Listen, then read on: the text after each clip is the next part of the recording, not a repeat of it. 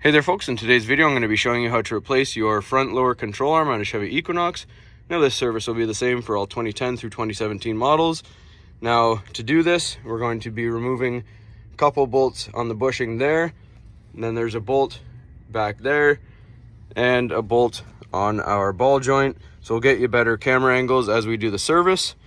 So let's get started with the removal. All right, so first what we need to do is remove this castle nut here, and before we do that, it may be hard to see on the camera, but there's a cotter pin that goes through the bolt. We need to remove that. We're just going to use some needle nose pliers.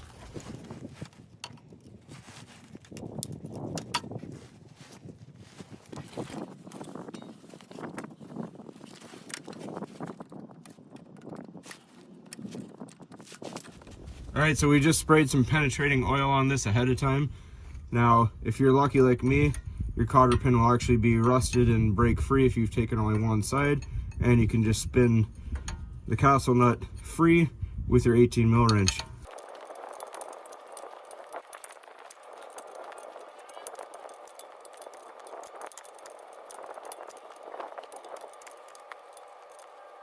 All right, now it will hit your CV axle here, which is fine because it's going to be taken off the rest of the way once we remove the control arm.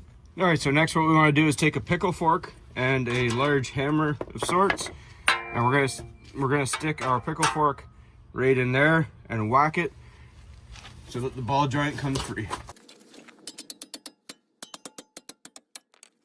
All right, our ball joint is now free.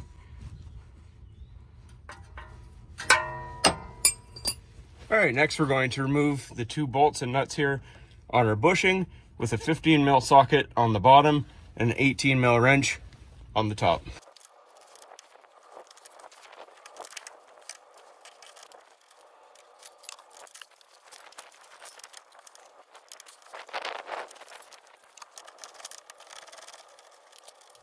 All right, so next is our bolt right back here. We're going to be using a 21mm socket on this side and a 21mm open end wrench on this side to get it loose.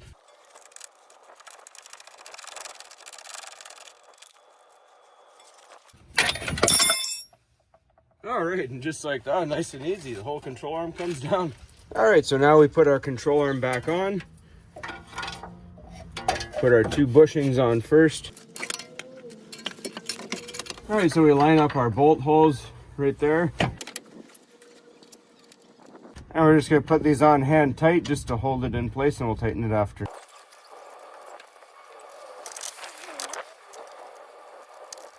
All right, and then we take our ball joint, push it into place, put our castle nut on, and we tighten down our castle nut here.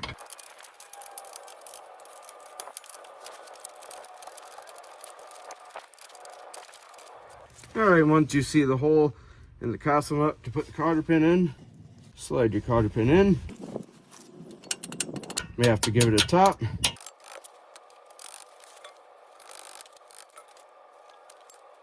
There we go, just like that. And then it's gonna be hard to see on camera, but when the tail comes out the other end, just bend it with your needle nose. All right, when you have everything all tightened up, this bolt here goes to 85 foot-pounds of torque. The two over here go to 52 foot-pounds of torque.